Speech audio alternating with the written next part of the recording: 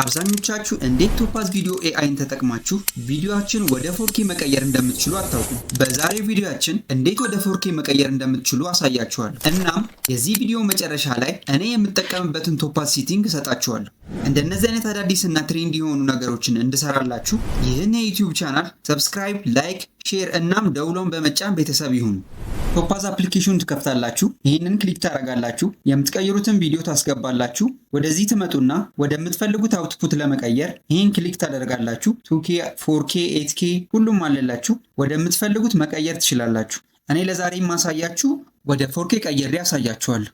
ወደ ታች ትሄዱና ኢንሃንስመንት የሚለው ጋር ትገባላችሁ።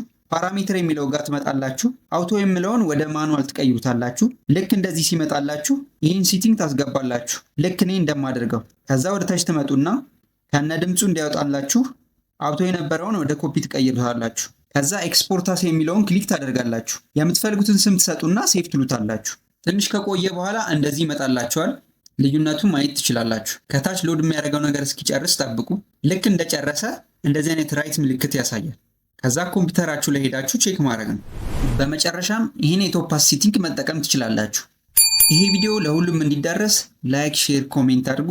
ይመቻችሁ።